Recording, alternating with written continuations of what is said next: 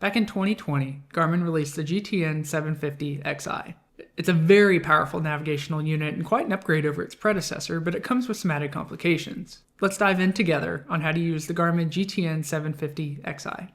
So you can see I have the GTN 750 Xi pulled up, and I want to start by talking about the physical controls on this device. So one of the first things you'll notice from transitioning from the 750 to the Xi is that they relocated the home button. The home button is how you access this screen right here. So you can be anywhere in the GPS, and if you need to access this main menu, just hit home, takes you right back here. It's super simple. You also have the direct to button right below it, which is in the same spot as its predecessor. But if you just want to rapidly navigate, you can select a waypoint. So say we want to go back to my home airport of Bolivar, which is Mike 17. We can select that waypoint, hit activate, and you can see it's got a magenta line navigating us back to Bolivar. That's the most basic way how to use this for navigation. Looking at the knobs, you have a knob in the top left and you have a knob in the bottom right. The top left knob will adjust your comm volume, so you can adjust that up and down, and it operates independently to your headset. So if you want to make your radios louder but keep the intercom at the same audio levels, that's how you do that. You can just turn this knob up or down to adjust the volume to your liking. If you want to deactivate the auto squelch, you can just push the button once. Deactivating the auto squelch is handy for if you have a choppy transmission coming through, or if you want to make sure your headset's still working, you just tap it and then you can hear all the static to make sure that everything's still working. So the bottom right knob has three main functionalities. The first one is to access your page shortcuts. So these are configured in the setup menu, which I'll show you later on how to configure them. But if you want to quickly change to a different screen, you can just turn the larger portion of the knob that is closer to the GPS to access the different page shortcuts you have configured. Now, the other more traditional way to make this change is just to hit the home button and then select the application that you want, similar how you would on a smartphone. Either way works, but the shortcut knob is nice if you frequently bounce back and forth, say between the map and traffic feature. You can just switch it back and forth and do it with fewer touches. It's also helpful for if you're in turbulence. It's a lot easier to turn a knob than it is to try to touch the right thing on a screen. So it's a great functionality that Garmin has added. The second functionality for the knob is to adjust your comm frequency. So as you push the knob in, you can see that we cycle between page shortcuts, comm frequency, and nav frequency. So if I switch it to the comm frequency, we can now use these two knobs to adjust the frequency. So the larger diameter portion of it that is closer to the GPS will change the number that is to the left of the decimal point. And then the smaller diameter knob that sticks out a little further will change the integer after the decimal point. So using this, you can tune the frequency that you want and then just push and hold to flip it into the active. So you can see we have two different sections for the frequency. We have a standby and an active section. The other way that I typically like to change frequencies is to just tap on the standby frequency and it opens up this pane. Then you can just type in whatever frequency you want, hit enter, make it standby, and then you can tap the active to flip-flop as well, or you can press and hold the bottom right knob again. There are some other buttons on here that can be exceptionally helpful for if you don't know exactly what frequency you want, you can search for them based off of where they are closest to you. And then if you click on here, you can view all the frequencies associated with an airport. You can also view this through the Waypoint information screen, which we'll talk about in a little bit. So say if I want to go to Springfield Tower 119.9, I can do that and just hit transfer, and it will automatically make that frequency active and make your previously active frequency on standby. So that's another good way to eliminate the number of clicks you have to make on this unit. The third handy feature within this comm screen is the monitor feature. So if you open it up and say we want to listen to Springfield ATIS, which is 135.12, we can do that and hit monitor. And what it will do is it will allow you to stay on tower so you can listen to and talk to tower, but also get the ATIS information. So that's a really handy feature for if you want to get your ATIS information while you're en route, but you don't want to, disconnect from that tower frequency in case they call you. The monitor feature is super, super handy. You can also use the knob to adjust your nav frequencies, and the functionality is the exact same. Change it with the two dials, push and hold the flip-flop, and there you go. And then, you guessed it, you can click on the standby nav frequency and type it in the same way. You also have the transfer button to instantly make it active. However, you lack the monitor button because you don't typically listen to nav frequencies. Now the GTN 750Xi also has transponder capabilities built in. So if you have it configured where you don't have an external transponder and you want to activate that through the GPS, all you have to do is click on your squawk code and type in whatever code you want. So say we want to squawk 0657, type that in, hit enter, we're squawking that. If approach wants you to ident, it's simple, just hit the ident button up top and it'll ident for you. If you're done talking to center and you want to squawk VFR, you can type in 1200 or you can just hit the VFR button and hit enter, and now you're squawking 1200 again. So it's a super simple, lean pilot practice to navigate your transponder codes. Lastly, you can manually adjust your transponder mode down here, but a feature that I really like is that it keeps you on standby while you're on the ground, and then once you take off, it automatically switches to altitude reporting. So the vast majority of the time, you don't need to change your transponder mode.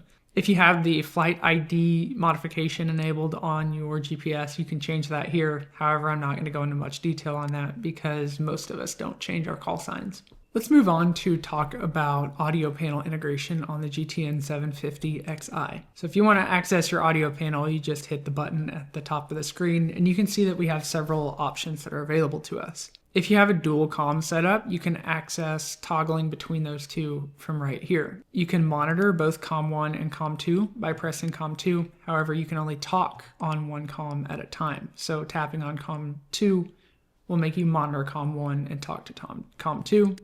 If you click back on COM 1, now you're back. So it just depends on how you want to configure that. The same rules apply for nav 1 and nav 2. And then if you have a PA system installed in the aircraft, you can use that there. If you want to split this between the pilot and the co-pilot, you can do so here. So you can see we currently have it configured where the pilot's talking on COM 1, the co-pilot's talking on COM 2. You can flip-flop that. You can make the co-pilot talk on the PA system while the pilot continues to talk on COM 1. And then you can also have him listen to the nav frequencies independent of the pilot as well. So that's a super handy function. You can also access the crew intercom here at the top as well. Pressing split mode one more time will deactivate that feature and put the co-pilot and pilot back on the same comm. The 750Xi also has playback enabled in it, similar to its predecessor. So if you want to play back, say, an IFR clearance, you can do that. You can just hit play. And it saves what I believe is the 6 previous transmissions, and then you can go forward and backwards through them as well. So that's super handy for if you had a pretty fast IFR clearance. You can go listen to it and make sure you've got all your information. If you have a cabin speaker installed, you can turn that on and off here. And then you can also adjust the cabin speaker volume by clicking the volume up and down. If you have a GMA 35 installed on your aircraft, you can turn on your marker beacon audio, and then you can activate and deactivate the high sense mode, which will make it more sensitivity, as well as being able to adjust the volume there. 3D audio can be enabled and disabled via this button down here. So essentially, if you're flying in the left seat and the co-pilot's talking to you via the intercom, it'll be just a little louder in your right ear than it will in your left to make it seem like as if you're talking to that person.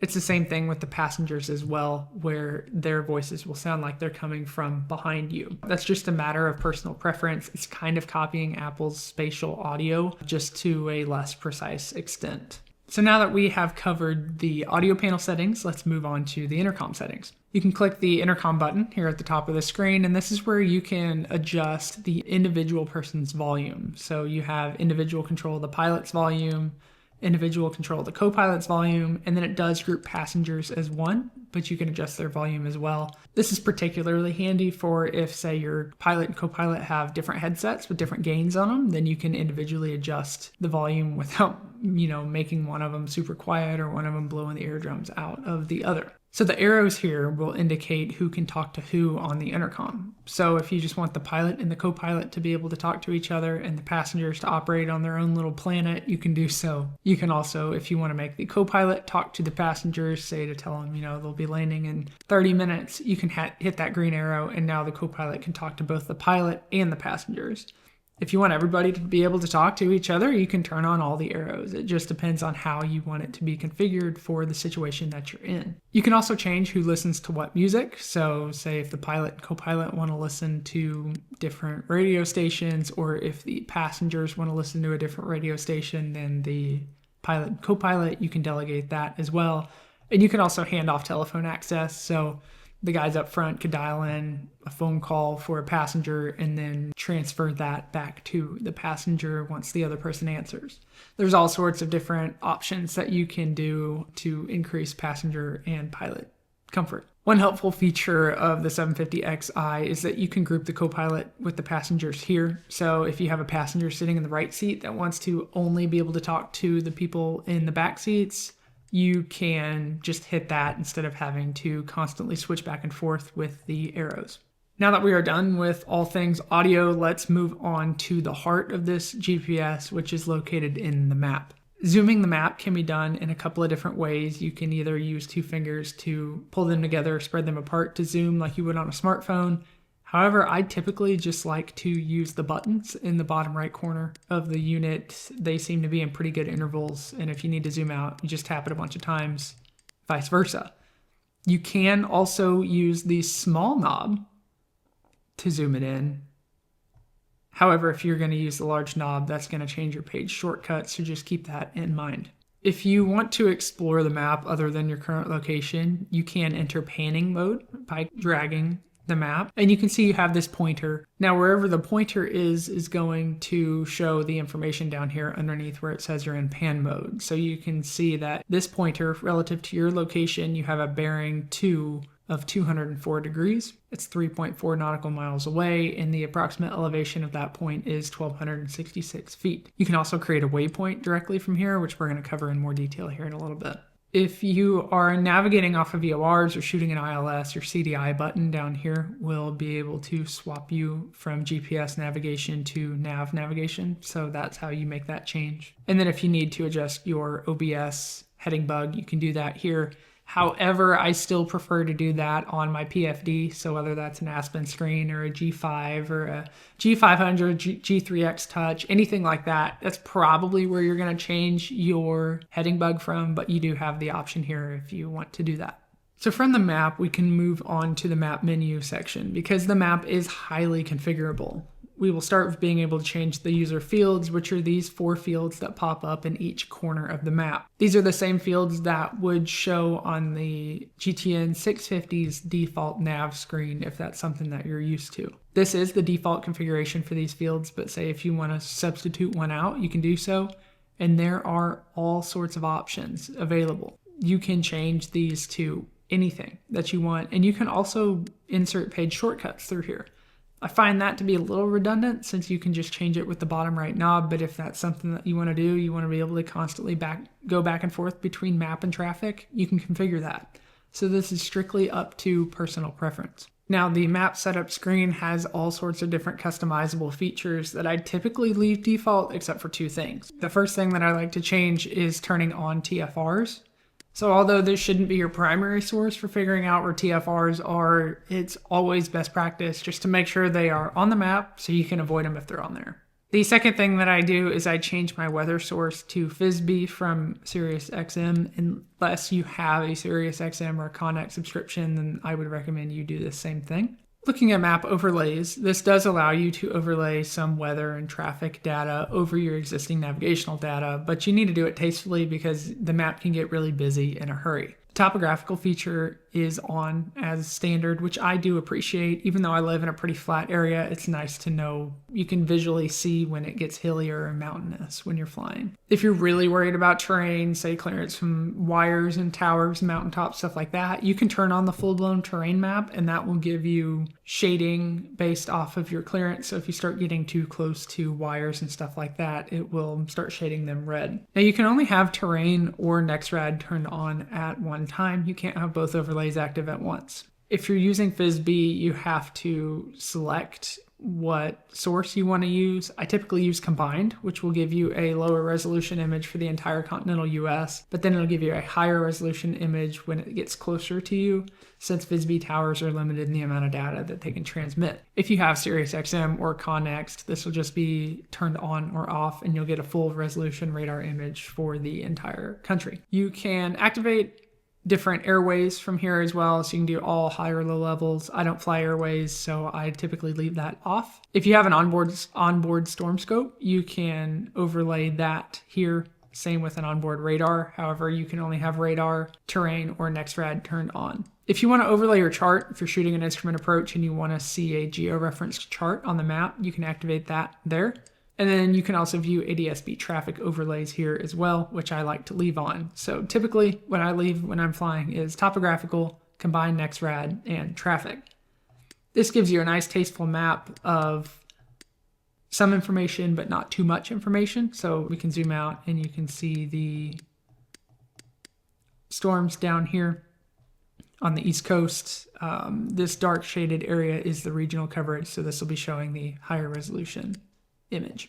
Let's move on to talking about the traffic screen. Zooming on the traffic map operates in a very similar manner to the map. I typically just zoom in and out using the buttons on the bottom right hand side. However, you can use 2 fingers to pinch and zoom, or you can use the smaller knob to adjust the range of your rings as well. If you want to learn more information about a target, you can just click on them and you can view the tail number, aircraft type, closure rate, their track, and their ground speed. If you have 2 of them that are close to each other, this next button will pop up, allowing you to bounce back and forth between the 2. Looking at the traffic menu here, there are a few settings that you can adjust.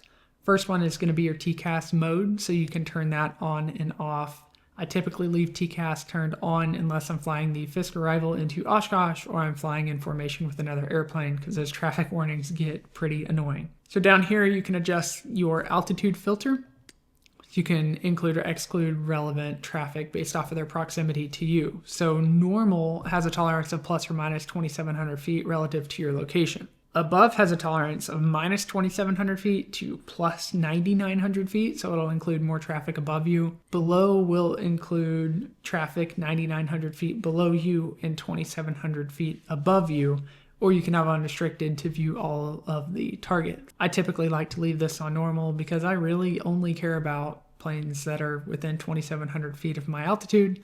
However, if you are flying a jet where you're going to be climbing pretty rapidly, you may want to go ahead and switch that to above while you're in the climb out. It's just a personal preference to add or subtract what data you believe is necessary. You do have the option to change your motion vector between relative and absolute. So relative is going to show a green vector, which will include your relative airspeed and direction as well, whereas absolute just shows their motion vector on how it relates to the map.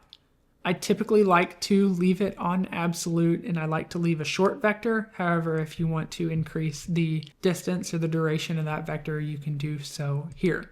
I just find that having these 2 makes the map pretty simple and usable, whereas if you do a long absolute vector, it's always recalculating, moving those vectors around because it's just such a huge prediction. That's obviously up to personal preference and whatever you want to configure your traffic screen to. Moving away from traffic, we can talk about terrain. We briefly talked about terrain with the map overlay function. However, if you want to get more detailed terrain data, you can go to the dedicated screen.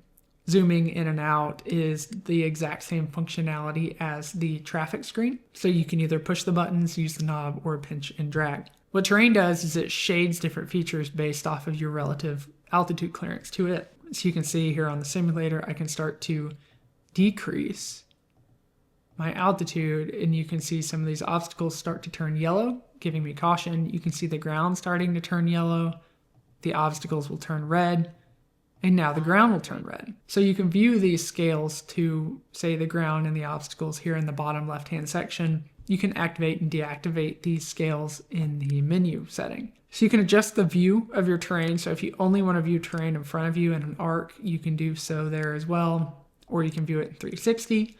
You can overlay your flight plan. So if you're currently navigating, it will overlay your magenta line. And then this button here is how you turn on and off the legend that we saw in the bottom left-hand corner previously. If you want to turn off the terrain warning system, you can turn that off here. However, I typically leave that on. And then if you want to test the audio system, you can hit that. It'll run a test, give you an audible cue telling you that everything's functioning right. TOS, system test okay. So I don't use the terrain screen a whole lot because I do live in such a flat area. You can see elevations 1095 at home and at 1400 feet. We don't have a whole lot of altitude change. However, if I was dodging windmills, flying around mountaintops, anything like that, this terrain screen would be invaluable. Moving on, we can talk about weather. Now, depending on the different subscriptions that you have, capabilities of your aircraft will depict what screens are available here.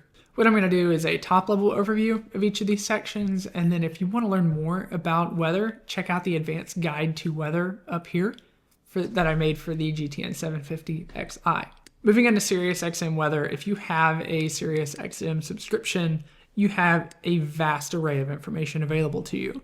So if you want to overlay NextRad, you can do that. And as we talked about earlier, it has a much higher resolution image. So you can see that this is a very detailed image of this snow and rainstorm, pretty much the size of the state of Arkansas. If you're using FSB, this would be much grainier. So there is some advantages to Sirius. If you want to play that image, you can play that here to view the historical movement of the storm. You also have access to all of these different features such as cloud tops, icing conditions, turbulence, winds aloft, city forecasts, all sorts of different things. And you can turn on the legend for the different layers that you have turned on as well. You can stack layers. So you can stack a lot of information over this map, and you can see it gets very busy in a hurry.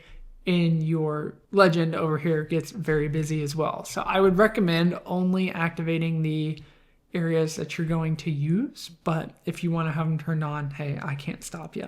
FSB is where probably most of us will spend our time. FSB is a free service provided by the US government. It's ground tower based. And if you have an ADS-B receiver on your aircraft, you can access this type of weather information. Although it's not as detailed as the SiriusXM, you do have some really good options here. So you have the same NextRad options that we talked about earlier. So you can view ConUS, regional, or combined. And then there are some other good layers that you can add, such as cloud tops, icing, turbulence, winds aloft, lightning. There's all sorts of great information that's free. It's awesome. You can adjust orientation of the map here, turn on and turn off the legend, similar to the SiriusXM screen. So if you have a Connext subscription through Garmin, you can view that weather information here. You are limited in a similar manner to how you are with FSB, but it is still good. The nice thing about it is your precip or NextRad overlay is high resolution, similar to the SiriusXM. So that does have a leg up over the FSB. If you have an onboard storm scope, you can access that through here if it's integrated with the GTN 750Xi.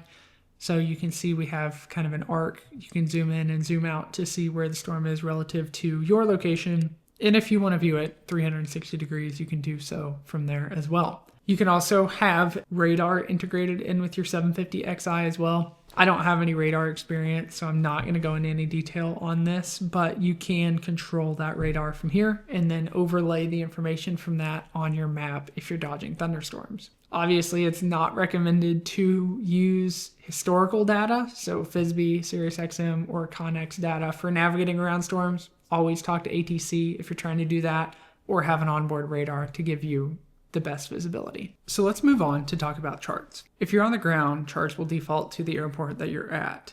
If you're in the air, the chart will default to your destination airport. Here you have a variety of different areas that you can view information about the airport. So starting with the information screen, you see it starts with the airport diagram, but you can view takeoff minimums, climb and descent tables, hotspots, things like that. Clicking on approaches, you can view all of the precision and GPS approaches for that airport. And then if you have a Class Bravo airport selected, you can view departure and arrival plates as well. Clicking on Airport Info will take you to the Waypoint information screen for that airport, which we will cover in more detail here in a little bit. And lastly, what you can do is view a full screen version of that chart. And if you're flying at night, you can invert the colors to make it a little easier on your eyes. Now, I do recommend that you don't plan on using your GPS as your sole way of viewing charts because it is kind of awkward. So I do recommend either looking at that on your iPad or having a physical paper chart in front of you. So let's move on to talking about a flight plan, which is the heart and soul of this GPS. Now, when configuring a flight plan, you do want to make your first waypoint your starting location. So it's going to default to whatever's closest to you. So since we are at Springfield, I'll go ahead and put that in there. Say we want to fly to Jefferson City. I can type in KJEF and it will establish this leg of Springfield to Jefferson City. Now on the menu, you have a few different areas that you can view. If you want to preview this flight plan, you can preview it here. So you can see we've got Springfield, this nice magenta line to Jefferson City. And if you want to view your cataloged flight plans, you can hit catalog here and you can see, or you can activate or invert and activate it from the catalog. If you want to delete this flight plan, you can just hit the delete button, press OK, and it'll wipe it out, start you with a fresh slate. And if you want to store this flight plan in the catalog, you can hit store and it'll go ahead and throw it in there. If you want to fly a parallel track based off of this leg, you can hit that and then choose your direction, left or right, and then your offset and however many nautical miles you want to fly, say, to the right of that leg. If you want to invert that flight plan, so say we flew from Springfield to Jefferson City and we now need to fly from Jeff back to Springfield, we can hit invert and it'll flip-flop that flight plan and make it active. If you need to shoot temperature compensated approaches, you can access your temperature compensation settings here. And then if you want to edit the fields in the flight plan screen, you can do that as well. However, I like to leave them in their default desired track and distance place. I feel like that's the most pertinent information when doing your flight planning. Auto scrolling will make sure that you always view the active leg of the flight plan. So if you have an approach with a bunch of different waypoints in there, it will always make sure that the active leg is visible on the screen. Just personal preference on if you want that on or off. The VNAV screen is exceptionally helpful. However, we need to configure our flight plan for a VNAV. So let's go ahead and do that setup. We're just about halfway there, but typically when I fly a VNAV, I like to insert in a long track waypoint of -3 nautical miles. Now, I like to configure my VNAV to where I reach the pattern altitude 3 miles away from the airport, but we need to figure out what pattern altitude is. So if I want to click on the airport, go to Waypoint Info, I can see that the elevation is 549 feet. So I can back in and plug my 1,600 foot pattern altitude right there. I'll hit save and that'll store that 1,600 foot altitude preset for when we need it. So now that we have this altitude constraint added in here, we can go to our VNAV screen and get it configured. Now it defaults to a 3-degree flight path angle. However, I typically like to descend as a function of airspeed. So I'll change that to, say, a nice cruising descent of 500 foot per minute. And you can see that with the VNAV enabled, our time to top of descent is 33 minutes. If I go back to the map, I can view, here's our route. And then I have this little waypoint here signifying our top of descent when we need to start descending. And then it'll put us at 1,600 feet by the time we reach that KJF -3 nautical mile waypoint. If you want to see this in action, I have a full tutorial on how to use VNAV on the GTN 750. You can check that video out up here. I won't go through the full motions in this video. So after talking about flight planning, this is a great segue into procedures. So earlier we could view the charts for the associated procedures with an airport, but this is where you can actually load them. So if you're flying out of a Class Bravo, you can select your departure. However, since Springfield isn't a Class Bravo, we don't have any departures. Same thing for the arrival procedure and the approaches. So you can see that when we click on approach, it defaults to the active waypoint in our flight plan, which is Jefferson City. And then we can select whatever approach that we want to shoot. We can select our transition. So typically we do vectors from ATC, but if you need to transition from a waypoint, you can select that here. If you want to activate the approach, you can hit activate vectors to final. Moving on to the nearest screen, we can see where we can access information about all sorts of different types of waypoints. So say we want to see the airports that are closest to us, we can click on that. The very first airport will always be the closest one to the glide range. However, you can see here, there are no airports within our glide range. It does show the 25 closest airports to us within a 250 nautical mile range. So it'll show that airport, our bearing to, and our distance to that airport as well. It'll also show you information on if they have instrument approaches or just visual approaches, and then the length of the longest runway. Clicking on the airport itself will take you to the Waypoint information screen, which we will talk about next. There is a plethora of information available right at your fingertips. However, the most useful ones that I see are airport, center, flight service, and weather frequencies. So we covered airport, but if you need to find the nearest center to you, you can view that here, and then you can click on the frequency to make it active or standby. You can do the same thing with flight service frequencies. So you can see Columbia Flight Service is closest, and you can do the same thing with the frequency there. You can also view weather frequencies. So this will show the closest AWOS, ASOS, or ATIS frequencies to you.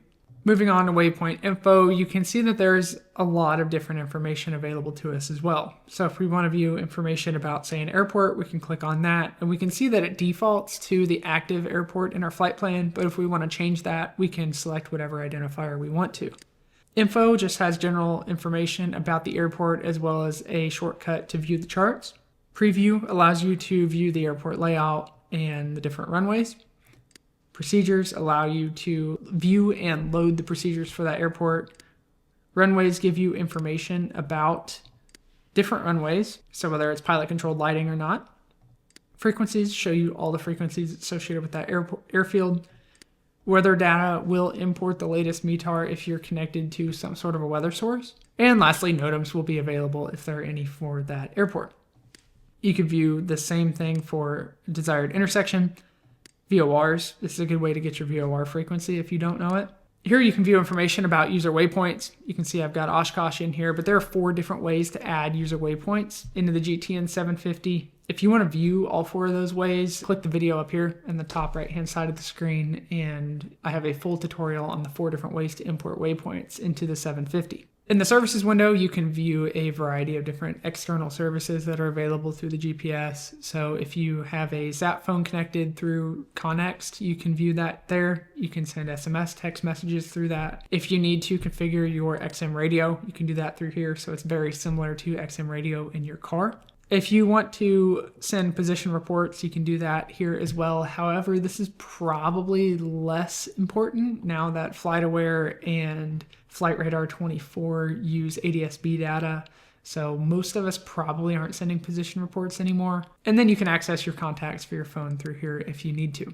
Moving on, we can talk about the different utilities that are built into the GTN 750 Xi. This screen will take you straight to the VNav, which we've already covered in the flight planning section, so it's just a different way to get here. The trip planning utility is pretty handy for doing basic flight planning, so you can either import your current location using the P-position button, or you can select a waypoint here. It will import the to waypoint from your active flight plan, or you can select whatever waypoint you want to fly to. If you're in flight, you can use sensor data to import your current ground speed, or you can have that turned off and select whatever ground speed you intend to cruise at. If you want to view it for your entire flight plan, you can import it from an existing flight plan, or you can just select point to point, whatever. It depends on however you want to fly. And then if you want to adjust your departure time and date, you can do that as well. Once you have all of these fields configured in the GPS, it will spit out your distance to, desired track, en route safe altitude, ETE, and ETA for that leg of the trip. We can talk about the fuel planning section, which is a layout very similar to the trip planning. So in a similar manner, you can import your current location from the P position button, or let's say this time we want to see how much fuel we would burn flying from Bolivar to Jeff City. Now we can import sensor data if we're in cruise. However, let's say we're gonna have a tailwind that day, so we can do 135 knots, and we'll start with full tanks of 72 gallons.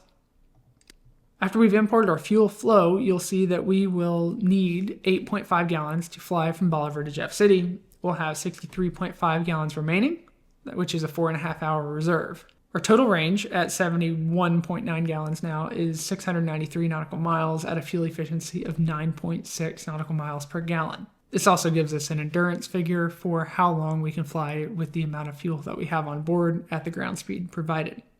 You can also calculate density altitude, true airspeed, and winds aloft very quickly and efficiently through the GTN 750 Xi. We can use sensor data to import just about everything that we need, except we need to add a barometer. So let's 2992, we'll just say it's standard pressure today, and we'll just select an outside temperature of say 5 degrees Celsius. Once you have all that information in there, it'll calculate your density altitude, true airspeed, wind direction, wind speed, and headwind or tailwind component. If you're planning on flying into an area with spotty GPS coverage and you want to shoot a precision approach, you need to make sure that you have adequate rain. So although I've never done this, you can just select your waypoint, select your arrival date and time, compute the rain, and it'll tell you if it's available or not, to tell you if you can accurately shoot a precision approach into it. Flight timers can also be handy if you don't have an external timer in your airplane. So if you're doing holds or something and you need a generic timer, you can do that to count up or down. It also tracks how long you've had your avionics master on and then what time you turn that on as well. So that's pretty handy for logbook entries at the end of the flight. The last thing I want to talk about is scheduled messages. So you can select different scheduled messages based off of different criteria. So you can give it a message, you can say if it's a one-time or a reoccurring message, and then how frequently you want that to occur. So the most common use for this is like a reminder to switch tanks every 15 minutes or so. The system tab is basically for your avionics installer with a couple of different changes that I like to modify. So in the setup field, you can change your nearest airport criteria. So if you only want it to be water, if you're only a seaplane, or if you only want it to be paved runways, you can select that here. You can also give it a minimum length requirement. So if you're flying something that's a little bit of a runway hog, you can filter out all the smaller airports that are not an option for you. The last thing that I use in the system tab is to configure page shortcuts. So this is where you can change the sequence of what pages appear when you turn the bottom right knob to switch from page to page. So the latest feature and the biggest addition to the 750XI over its predecessor is the addition of the emergency page. Now this is where you can enable Smart Glide, and if you have an engine failure, it will automatically take you to whatever airport is within gliding range. So you can activate it by pressing the Smart Glide button or press and hold the Direct To button for 3 seconds. Smart Glide active. Airport. 1 o'clock. 4 miles. So you can see what it does is it shows this yellow ring, which is your glide range. If you have it paired to a GFC 500 or 600 autopilot, it will automatically take control, pitch for best glide speed, and start navigating you to the nearest airport. You can see that runway extensions appear. And then as you approach the airport, it will tell you to take over and maneuver to land. This is an incredible feature that takes the guesswork out of emergency landings. It does the calculations for you so you can focus on flying the airplane. It also has features available where you can squawk 7700 straight from here. And then it gives you just the bare basics information about the airport. You can see now it's telling us to maneuver and land. At this point is when we would deactivate the autopilot and begin working on how we're going to land without our engine power. This whole time you can see our yellow line is shrinking as we are descending in altitude, showing how far we can glide without engine power. This feature is awesome. It's going to save a lot of lives, and I think it is the direction that general aviation avionics need to go. And with that, I think we can wrap up this tutorial on how to use the Garmin GTN 750XI. I thank you for taking the time out of your day to watching this till the end, and we'll see you in the next video.